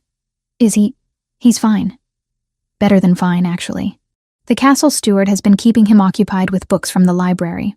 I think your brother has read more in 3 days than most scholars manage in a month. Despite everything, Catherine felt a smile tug at her lips. That sounded exactly like Owen. Alderaan moved toward the door, then paused. Catherine, the conversations we had in the stable, the stories I told you, the way I felt when you laughed, none of that was part of the disguise. That was real. He left before she could respond, the door closing softly behind him. Catherine sat in the quiet room, her mind spinning. After a moment, she called out, Owen? The door to the adjoining chamber burst open, and her brother rushed in. At 16, Owen was tall and gangly, all long limbs and earnest eyes. He threw his arms around Catherine, careful of her injuries, and buried his face against her shoulder. I thought I'd lost you, he whispered. When the guards came and said Baelor had taken you, I thought, I'm here. I'm safe. Catherine held him tight, breathing in the familiar scent of her little brother. We're both safe. They stayed like that for a long time. 2 orphans who had survived impossible odds, anchored to each other in a world that had tried its best to destroy them. A week passed in strange comfort. Catherine remained in the royal chambers, accepting medical treatment that healed her wounds and restored color to her pale cheeks. She ate 3 meals a day, real meals, with meat and vegetables and fresh bread, and felt strength returning to muscles that had been weakened by years of malnutrition. Owen was deliriously happy. He had been given access to the castle library and spent hours poring over books about pack history, shifter lore, and ancient bloodlines. At night, he would come to Catherine's chambers and read aloud to her, sharing discoveries with infectious enthusiasm. And every day, Alderaan visited. He never stayed long, never pushed for more than Catherine was willing to give. Sometimes they talked about neutral topics, the weather, the castle renovations, news from other packs. Other times they sat in comfortable silence, Alderaan in his chair by the window while Catherine embroidered or read. Slowly, Catherine began to recognize the man beneath the crown. He had the same dry humor as Thomas the beggar, the same patient listening, the same careful respect for boundaries. When she laughed at one of his stories, his eyes lit up with the same quiet joy she remembered from the stable. Tell me about your father, Catherine asked one afternoon, setting aside her embroidery. Alderaan's expression darkened. He was a hard man, ruled through fear rather than respect. When he died, I inherited a pack that had learned to survive by stepping on anyone weaker. Is that why you didn't notice what Baelor was doing? Partially. Alderaan's jaw tightened. I was so focused on undoing my father's damage that I trusted his old counselors to help me. I thought their experience would be valuable. Instead, they used my distraction to build their own power base. And now I'm rebuilding again. But this time, I'm choosing my own advisors. People I trust rather than people I inherited. He met her gaze. Meredith has agreed to serve as head counselor. She's been suggesting other changes, too. Creating protections for Omegas, reforming the tax system, establishing oversight for pack finances. Catherine felt something warm bloom in her chest. Those are good changes. They're changes that should have been made years ago. Alderaan leaned back in his chair, but better late than never. In the second week, Meredith began training Catherine to control her shift. They started in a private courtyard, away from curious eyes. Meredith guided Catherine through the transformation slowly, teaching her to recognize the sensations that preceded the change, to accept her wolf rather than fight it. Your wolf isn't separate from you, Meredith explained. It's part of who you are. The shift should feel natural, not forced. It took days of practice, but gradually, Catherine learned. And when her wolf finally emerged fully, controlled and conscious, both she and Meredith gasped. Catherine's wolf was magnificent, larger than a normal Omega, with fur that shimmered silver gold in the sunlight. Her eyes remained the same green as her human form, intelligent and aware. She moved with a grace that felt both foreign and perfectly right. Beautiful. Meredith breathed. The mark of true royal blood. Word spread quickly through the pack. The lost Silvermane had been found. The Alpha King's potential mate was not some common washerwoman, but a royal Omega, whose bloodline was older than the castle itself. Respect came slowly, but it came. Wolves who had ignored Catherine now nodded when she passed. Servants addressed her with courtesy rather than contempt. The pack was beginning to see her as she truly was, but not everyone was pleased. On the 14th night of Catherine's stay in the castle, she woke to the sound of her door being forced open. 3 wolves burst into her chamber, their eyes wild with fanatic devotion. Catherine recognized one of them, a guard who had served under Baelor's command. For our true beta, the guard snarled, shifting mid-leap.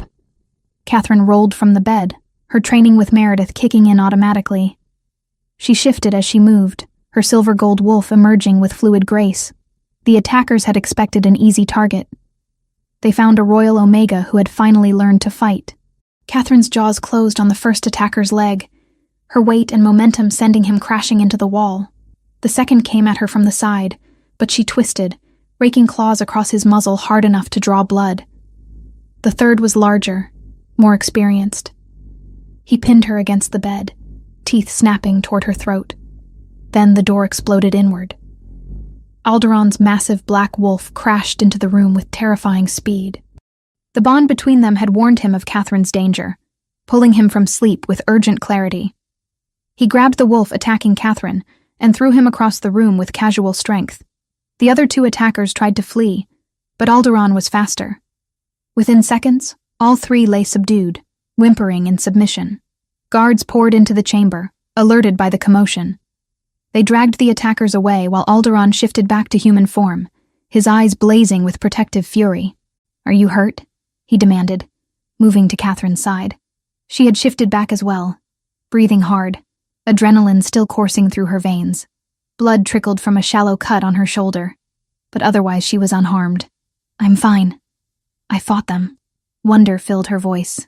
"I actually fought them. You did more than fight. You held your own against 3 trained wolves." Alderaan reached out hesitantly, his fingers brushing the cut on her shoulder. "But you're bleeding." "Let me..."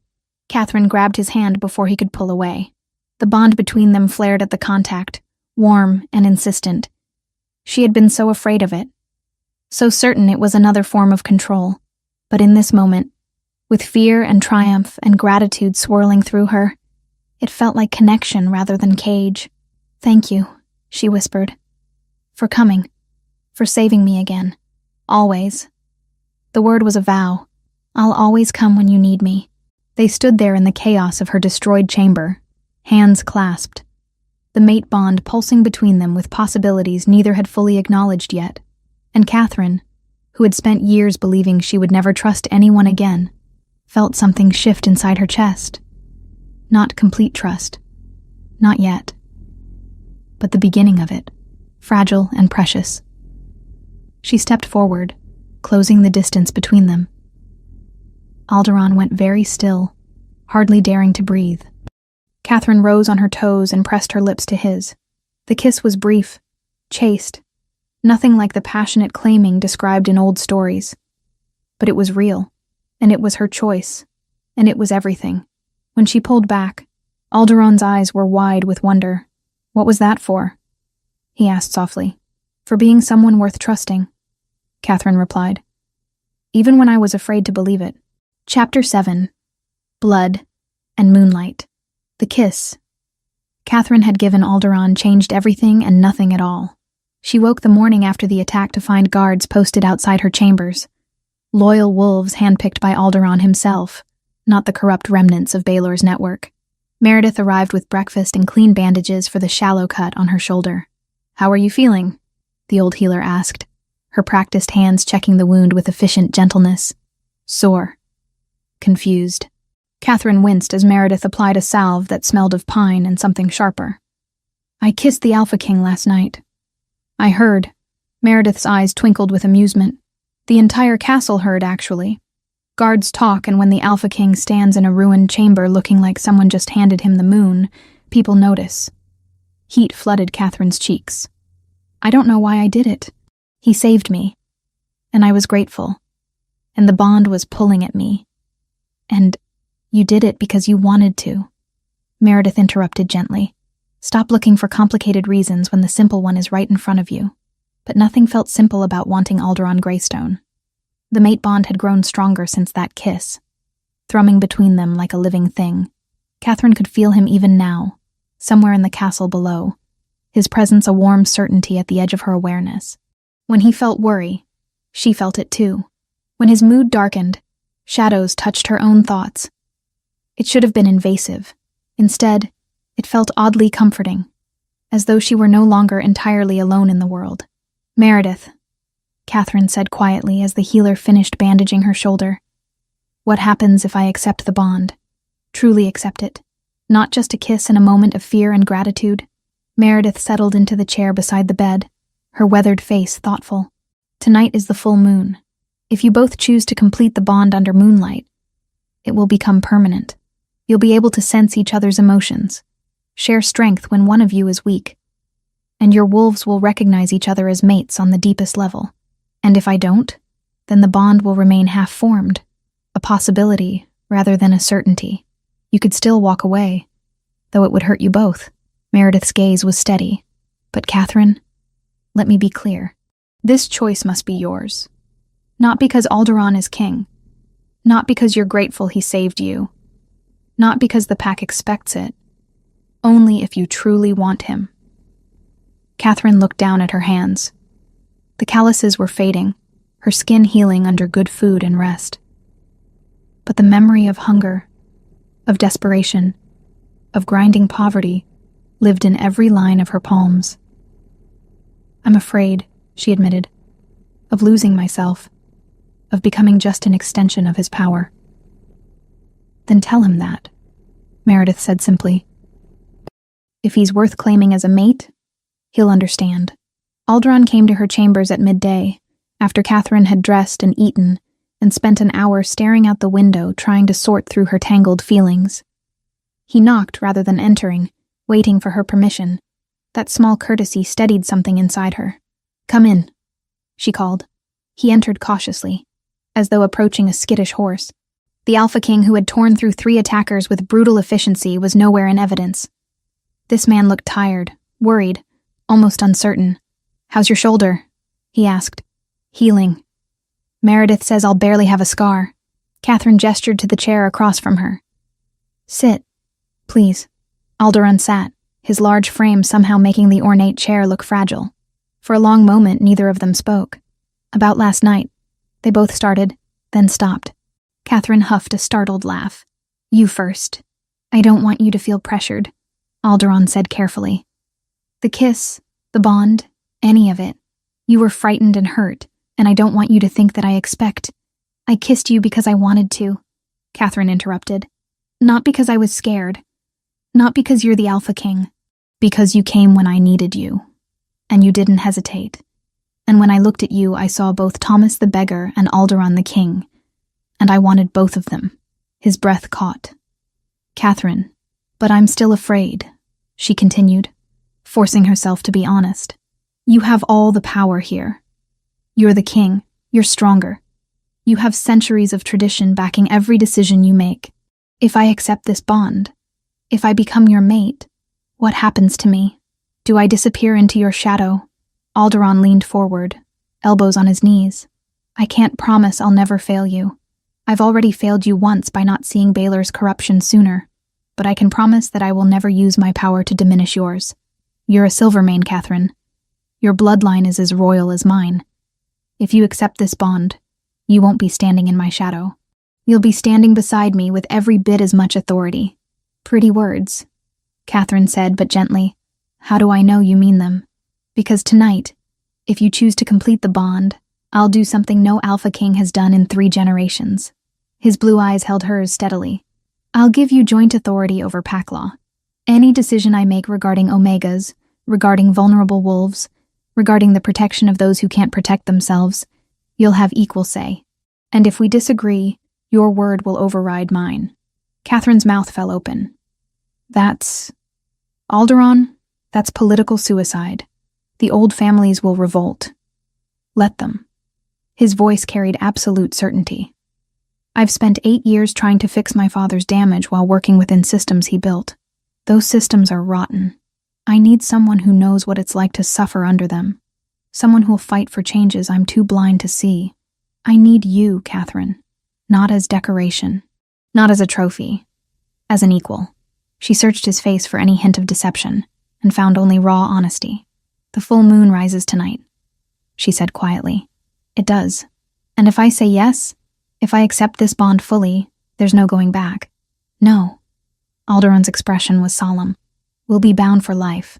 Through joy and hardship, through agreements and arguments, through everything the years bring. It's not a decision to make lightly.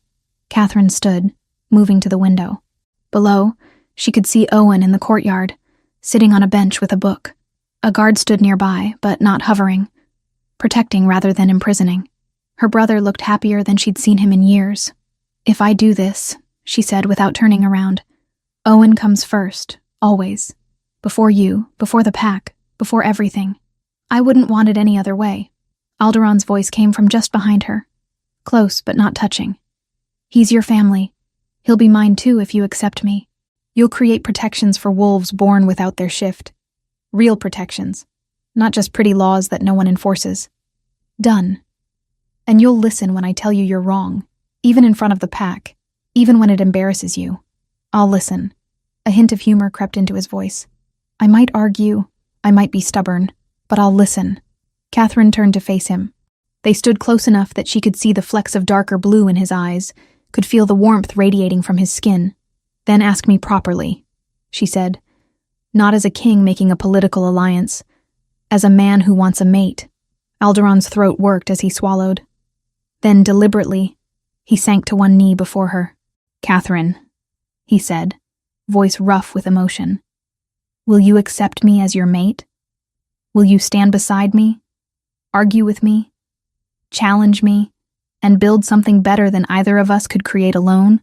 Will you let me protect you when you need it, and trust me to step back when you don't? Will you take this broken king and help him become the leader his people deserve? Tears pricked Catherine's eyes. Yes, she whispered. Yes to all of it. He rose, and she stepped into his arms, feeling them close around her with fierce gentleness. The bond between them sang, joyful and bright. Tonight, Alderaan murmured against her hair. Under the full moon, we'll complete the bond. Tonight, Catherine agreed. The ritual would take place in the castle's highest tower, where moonlight could touch them directly. Meredith prepared Catherine personally, braiding her hair with silver thread and dressing her in a simple white gown that left her shoulders bare. Traditional marking required skin-to-skin contact, and the old customs were specific about placement and timing. Nervous? Meredith asked as she worked. Terrified, Catherine admitted. What if I'm making a mistake? What if the bond changes me into someone I don't recognize? The bond doesn't change who you are. It just reveals more of it. Meredith's hands were steady as she wove the final braid. You'll still be Catherine. Stubborn, brave, fiercely protective of those you love, but you'll also be Luna Queen, with all the power and responsibility that brings. The question isn't whether you'll change. It's whether you're ready for what you'll become. And if I'm not, then you'll become ready. Growth happens whether we feel prepared for it or not. As the sun set and the moon began its rise, Meredith led Catherine up the winding tower stairs. Alderaan waited at the top, dressed in dark blue robes that matched his eyes. Torches burned in sconces along the walls, but the real light came from above, where the full moon hung massive and silver in a cloudless sky. The tower top was open to the air, a circular platform surrounded by a low stone wall. Runes had been carved into the floor, ancient symbols that predated the current pack lines. This was old magic, the kind that connected wolves to the moon goddess herself. "Stand here," Meredith instructed, indicating the center of the carved circle. Catherine and Alderaan moved to face each other. The old healer walked around them 3 times, murmuring words in a language Catherine didn't recognize. Then she stepped back, leaving them alone in the moonlight. "You both understand what this means," Meredith said formally. "Once the bond is sealed, it cannot be broken except by death. You will feel what the other feels. Your wolves will recognize each other before all others. Your powers will strengthen each other, but your weaknesses will be shared as well." "I understand," Alderaan said. "I understand," Catherine echoed. "Then when you're ready, make your claim." Silence fell, broken only by the wind whistling around the tower. Catherine's heart pounded so hard she thought it might break free of her chest. Alderaan reached out slowly, giving her every chance to refuse. His fingers found the collar of her gown, gently pulling it aside to expose her shoulder and the curve of her neck. "May I?" he asked quietly. Catherine tilted her head, offering access. "Yes." His lips brushed her skin first, a gentle touch that sent shivers down her spine. Then his teeth, human still, not shifted, pressed down in a claiming bite that was more symbolic than painful. The moment his teeth broke skin, power exploded between them. Catherine gasped as the bond flooded her senses. She could feel Alderaan's wolf rising, could sense his fierce joy and protective instinct, and the deep, aching love he'd been holding back for weeks. Their consciousnesses brushed against each other, not merging but connecting. 2 separate beings learning the rhythm of each other's existence. Then, before Catherine could process the overwhelming sensation, something else stirred. Her wolf surged forward with a power she'd never felt before. The royal bloodline that had been suppressed for so long awakened fully, responding to the mate bond like tinder-catching flame. She shifted involuntarily, her human form dissolving into her silver-gold wolf. But this wasn't the clumsy, painful transformation she'd experienced before. This was smooth, natural, as though her wolf had always been waiting just beneath the surface. Alderaan shifted as well, his massive black wolf facing her in the moonlight. Their eyes met, his blue fire, hers green flame, and something ancient and powerful settled into place. The mate bond completed. Catherine felt it like a door slamming shut and opening simultaneously. She could sense Alderaan's presence not just near her, but inside her, a second heartbeat that matched her own. His strength flowed into her, and hers into him, until she couldn't tell where one ended and the other began. She threw her head back and howled, the sound carrying across the castle and into the territories beyond. Alderaan joined her, his deeper voice twining with hers in a song of claim and acceptance. Every wolf who heard it would know. Their alpha king had found his mate. They shifted back to human form together, standing breathless and overwhelmed in the moonlight. Blood trickled from the bite mark on Catherine's neck, already beginning to heal with a silvery scar that would mark her as claimed for life. "Your turn," Alderaan said hoarsely, tilting his head to bare his own neck. Catherine reached up, her hand trembling. She'd never bitten anyone before, never marked another wolf as hers. But instinct guided her, the bond showing her where to place her teeth for maximum impact. She bit down, tasting his blood, copper and heat, and something uniquely Alderaan. Power surged again as the claiming became mutual, 2 wolves bound together by choice and moonlight and magic older than memory. When she pulled back, Alderaan was staring at her with wonder written clearly across his face. "How do you feel?" he whispered. Catherine considered. The bond hummed between them, strong and steady. She could feel his emotions, joy, relief, love, as clearly as her own. Her wolf was calm for the first time in years, content with the mate they'd chosen. "Whole," she said finally. "Like I've been walking around with half my soul missing and I just found it." He pulled her close, and she went willingly, resting her head against his chest while his heartbeat thundered in her ear. Below them, the pack began to gather in the courtyard, Word had spread quickly. Wolves shifted and howled in celebration, acknowledging their new Luna Queen. Meredith appeared at the top of the stairs, smiling broadly. "Come. They want to see you together." Hand in hand, Catherine and Alderaan descended the tower. The bond had been completed. The claims had been made. Whatever challenges lay ahead, they would face them as mates, as partners, as equals. And tomorrow, the real work would begin. Chapter 8. A Kingdom. Reborn. 6 months had passed since Catherine accepted the mate bond under the full moon. Spring arrived early in Valdoria, bringing with it warmth that thawed snow from the castle ramparts and coaxed wildflowers from the meadows beyond the walls. But the real transformation wasn't in the weather. It was in the pack itself. Catherine stood at the window of the chambers she now shared with Alderaan, watching the morning activity in the courtyard below. A group of young Omegas practiced shifting under Meredith's watchful supervision, their movements growing more confident with each transformation.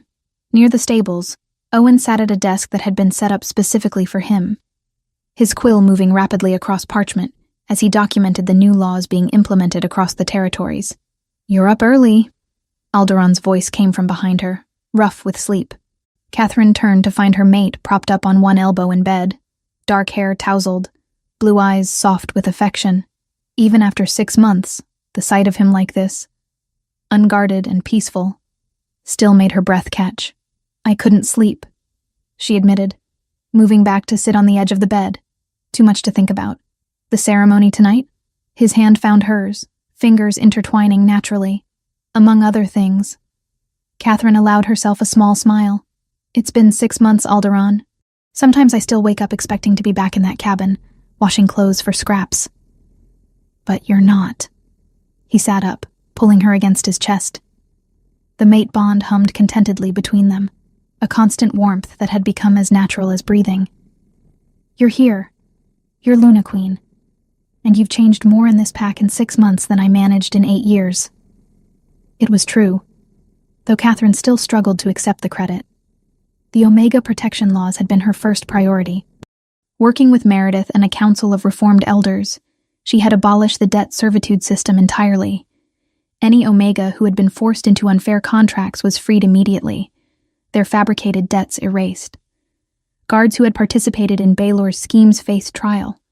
Some were imprisoned, others exiled. All were removed from positions of power. Baylor Greystone himself remained in the deepest cells beneath the castle, stripped of his title and awaiting a tribunal whose verdict was all but certain. But Catherine hadn't stopped there. She had established sanctuaries for wolves born without their shift, safe places where they could learn trades and contribute to pack life without fear of persecution. Owen had been instrumental in designing the program, using his own experiences to create a system that valued intelligence and skill over raw strength. Faces from those first months still came to her unbidden. From Mira of the Western Quarter, now working in the palace laundry by choice, her child healthy and loud and never far from her arms, to the pregnant Omega who had once been dragged toward the stocks for a debt she had already paid, now living in a small house on the castle grounds, knitting tiny blankets while her mate repaired furniture for the nursery. They were no longer warnings in a crowd or names in a ledger. They were women with futures that belonged to them again. Tax reforms followed, creating a fairer distribution of wealth throughout the territories. The poorest families received support rather than punishment. Orphans were given homes rather than being left to starve. Sick wolves received healing regardless of their ability to pay.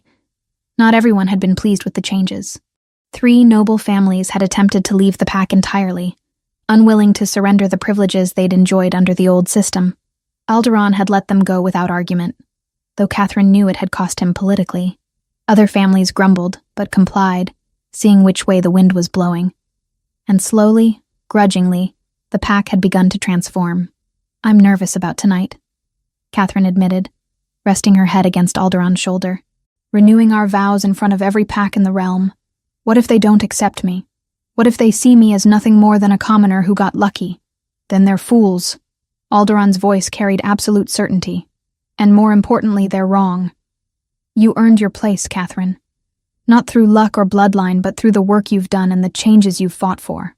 A knock at the door interrupted them. "Come in," Alderaan called. Meredith entered, her expression bright despite the early hour. "Good morning, my lord, my lady. I hope I'm not interrupting." "Never," Catherine said warmly. The old healer had become more than an advisor. She was friend, mentor, and the grandmother Catherine had never known. "I wanted to review the ceremony schedule before the delegations start arriving."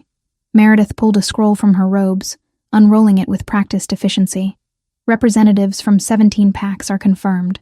They'll want to meet you both before the public ceremony." Catherine's stomach twisted with nerves. But she nodded. This ceremony wasn't just about her and Alderaan. It was a statement to every pack in the realm that things had changed, that a new era had begun. "We'll be ready," she said. The delegations began arriving at midday. Catherine stood beside Alderaan in the Great Hall, wearing robes of silver and blue that marked her as Luna Queen. The mate mark on her neck was visible, a silvery scar that caught the light when she moved. She'd stopped hiding it weeks ago, wearing it instead as a badge of pride. The first pack to enter was led by an older alpha named Gregor, who ruled territories to the east. He bowed respectfully to Alderaan, then turned his attention to Catherine with obvious curiosity. "Luna Queen," he said carefully. "I've heard much about the reforms you've implemented. My own pack has been inspired by your example." "Inspired to follow or inspired to resist?" Catherine asked bluntly. She'd learned that directness served her better than courtly games. Gregor's lips twitched with amusement. "Inspired to follow, actually. My beta has been arguing for Omega protections for years. I didn't listen until I saw what you accomplished here." He paused. "I came today to ask if you'd be willing to send advisors to help us implement similar changes." Pride swelled in Catherine's chest, warm and unfamiliar. "I'd be honored." The meetings continued throughout the afternoon. Some alphas were genuinely supportive, seeing Catherine's reforms as overdue improvements. Others were more skeptical, their questions carrying barbs about tradition and proper hierarchy. Catherine answered each one with patient firmness, Alderaan a steady presence at her side. By the time evening approached, she was exhausted but cautiously hopeful. "You handled them beautifully," Alderaan murmured, as they retreated to their chambers to prepare for the ceremony. Even the ones who came looking for weakness left impressed. "I just told them the truth." Catherine allowed servants to help her into the ceremonial gown. White silk embroidered with silver thread, more elaborate than anything she'd ever worn. That protecting the vulnerable makes packs stronger, not weaker. A truth many of them needed to hear. Alderaan was already dressed in his formal robes, dark blue trimmed with silver to match hers. He looked every inch the king, powerful and commanding. But when he looked at Catherine, his expression softened into something gentler. "Are you ready?" he asked. She thought of the beggar in the stable, the king on his throne, the mate who had given her equal authority without hesitation. She thought of Owen, safe and valued. She thought of the Omegas learning to shift without fear, the families no longer drowning in fabricated debt. "Yes," Catherine said. "I'm ready." The ceremony took place in the castle's largest courtyard, where hundreds of wolves had gathered. Torches lined the walls, their flames dancing in the evening breeze. Representatives from all 17 visiting packs stood in places of honor, while Valdoria's own citizens filled every available space. Even the walls were crowded with people leaning out of windows to watch. Catherine and Alderaan walked through the crowd together, hand in hand. The mate bond thrummed between them, steady and sure. When they reached the raised platform at the center of the courtyard, Meredith was waiting. "We gather tonight." The old healer's voice rang out, amplified somehow so even those at the back could hear. "To witness the renewal of vows between our Alpha King and Luna Queen. 6 months ago, they sealed their mate bond under the full moon. Tonight, they reaffirmed that choice before all the packs of the realm." Silence fell. Every eye focused on the couple at the center. Alderaan turned to face Catherine, taking both her hands in his. When he spoke, his voice carried clearly across the courtyard. 6 months ago, I asked you to stand beside me, to challenge me, to help me become the leader this pack deserved. You've done all that and more. You've transformed this kingdom in ways I never imagined possible. You've given voice to those who had none, protection to those who were vulnerable, and hope to those who had forgotten what it felt like. He squeezed her hands gently. But what I treasure most isn't the political reforms or the laws. It's the fact that every morning, I wake up beside someone who sees both the king and the man, and loves them equally. Someone who shares her last loaf of bread with strangers and fights like a warrior when her people are threatened. Someone who makes me want to be better, not because she demands it, but because she deserves a mate who can match her strength. Catherine's eyes stung with tears she refused to let fall. I renew my vows to you, Catherine, Alderaan said formally. Not because the moon demands it, but because I choose you. Today, tomorrow, and every day that follows. It was Catherine's turn. She had prepared a speech, practiced words that she'd memorized carefully. But standing here, feeling the weight of hundreds of gazes and the warmth of her mate's hands, those prepared words fled. Instead, she spoke from her heart. 6 months ago, I was terrified of losing myself in you, of becoming just an extension of your power, invisible in your shadow. She swallowed hard. But you've never asked me to be anything other than exactly who I am. Stubborn, opinionated, fiercely protective of those I love. You've given me power and trusted me to use it wisely. You've listened when I told you that you were wrong, even when it embarrassed you in front of the pack. A ripple of quiet laughter moved through the crowd. Alderaan's smile was soft and genuine. More than that, Catherine continued. You showed me what it means to be seen. Truly seen. Not as a failed Omega or a political asset, but as a person worth knowing, worth protecting, worth loving. She stepped closer, until they were nearly touching. I renew my vows to you, Alderaan. I choose you as my mate, my partner, my equal. I choose the beggar who accepted half a loaf of bread and the king who fights for his people. I choose all of you, flawed and fierce and impossibly stubborn. Today, tomorrow, and for as long as we both live. Meredith raised her hands, and the gathered wolves fell silent. The moon bears witness, she declared. The bond is renewed, the vows reaffirmed. Let all present acknowledge Catherine and Alderaan as mates, bound by choice and strengthened by love. The courtyard erupted in howls, hundreds of voices raised in celebration. The sound was deafening, joyful, a recognition that rippled out beyond the castle walls and into the territories beyond. Alderaan pulled Catherine into his arms, and she went willingly, burying her face against his chest as the howls continued around them. I love you, he murmured against her hair, quiet enough that only she could hear through the noise. Every stubborn, brilliant, impossibly brave part of you. I love you too, she whispered back. Even when you're infuriatingly right about things. He laughed, and the sound vibrated through the mate bond, warm and bright. The celebration continued long into the night, but Catherine and Alderaan eventually slipped away to the castle ramparts, seeking a moment of quiet. They stood side by side, looking out over the territories spread before them. Moonlight painted everything silver. The village below, the forest beyond, the distant mountains marking the pack's boundaries. I have something to tell you, Catherine said softly. Alderaan turned to her, concern flickering across his face. What is it? She placed his hand over her stomach, holding it there. I saw Meredith this morning. She confirmed what I suspected. His eyes widened as understanding dawned. You're pregnant? With twins. Catherine's voice trembled between joy and fear. Meredith says she can sense 2 distinct heartbeats already. For a moment, Alderaan simply stared at her. Then he dropped to his knees, pressing his forehead against her stomach, his shoulders shaking. Alderaan? Catherine's hands found his hair, worried. Are you... I'm happy, he said, his voice thick with emotion. So happy I can barely breathe. Relief flooded through her. I wasn't sure how you'd feel. It's so soon, and there's still so much work to do. It's perfect. He stood, framing her face with his hands. You're perfect. Our children will be so loved, so protected. They'll grow up in a kingdom that values compassion over cruelty, that sees strength in kindness. Tears finally spilled down Catherine's cheeks. They'll grow up with a father who's brave enough to disguise himself as a beggar to find the truth, and a mother who was foolish enough to share her last meal with a stranger. Not foolish, Alderaan corrected gently, wiping her tears with his thumbs. Wise.